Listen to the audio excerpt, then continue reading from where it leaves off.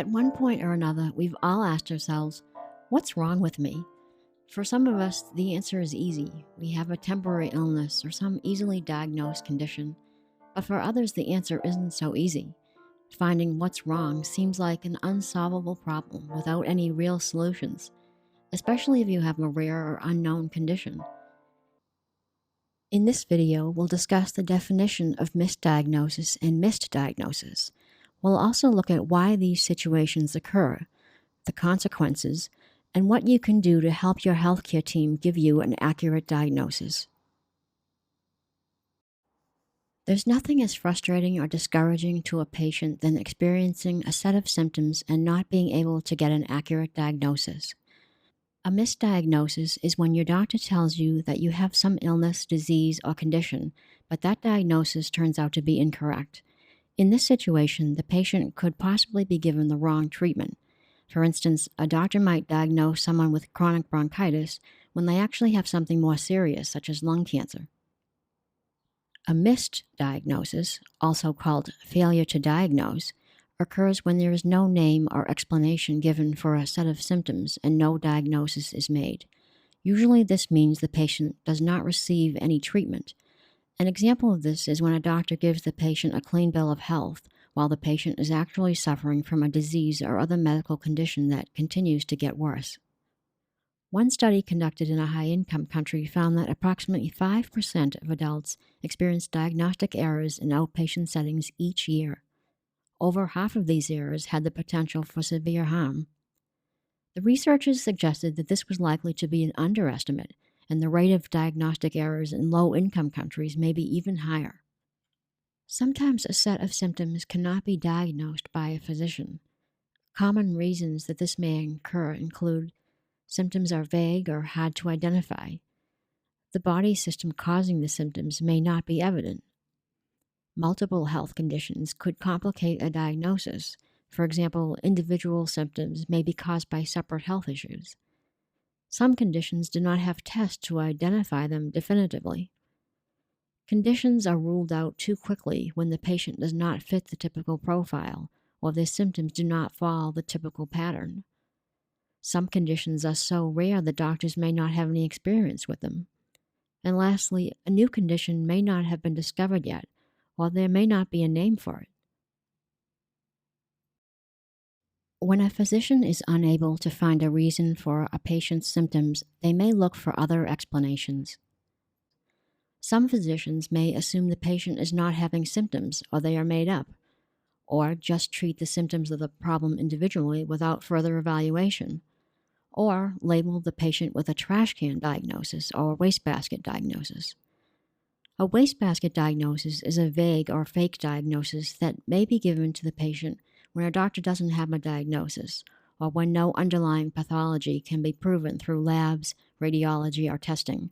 This situation could lead to not being properly treated or symptoms worsening. Physicians are only human, and they make mistakes just like the rest of us. Despite all the advances in medicine, everything about the human body is not known. Also consider that some doctors are more conservative, while others tend to be more aggressive, so the conclusions they come to in their recommendations can vary significantly. If your physician is unable to make a diagnosis, or you think you may have been misdiagnosed, a second opinion from another physician or referral to a specialist may be necessary. Doctors specifically trained in certain body systems will be more educated and knowledgeable about conditions that may affect you.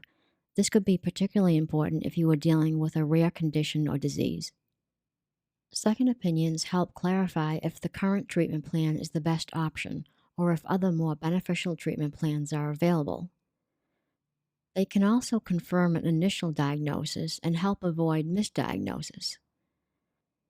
Second opinions are an important part of becoming an empowered patient and understanding all of your options. There are some questions to ask when looking for a specialist. Questions like, what kind of specialist is needed? What specialists are available inside and outside your area? What is the specialist's background and their style of treatment? And what are their credentials? Answers to these questions will help narrow down your options and prepare you for your initial appointment.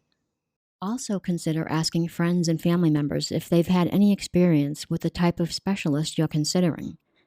Finding the right specialist that you can trust is essential, and asking the right questions can be an important part of the decision-making process and in locating the right one for you. Another way to improve your odds of finding answers to your health questions is through peer support.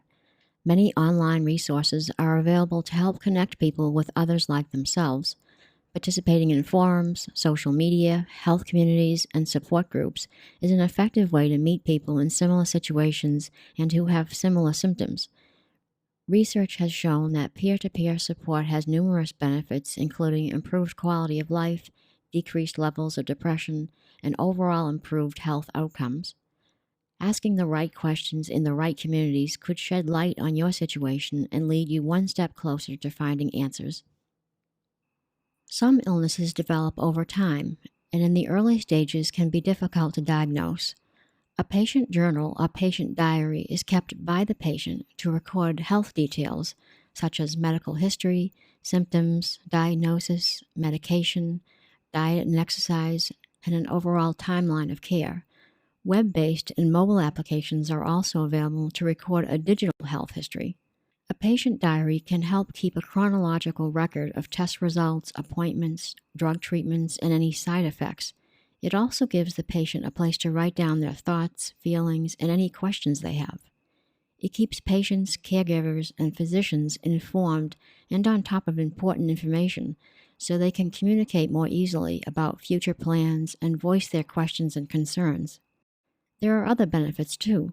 Journaling has been shown to increase mindfulness, memory, and communication skills, and even lead to better sleep and a stronger immune system.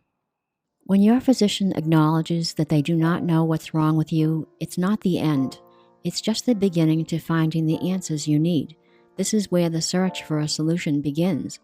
Missed and misdiagnoses are not uncommon, and you owe it to yourself and your family to seek an accurate diagnosis and the right treatment plan for you.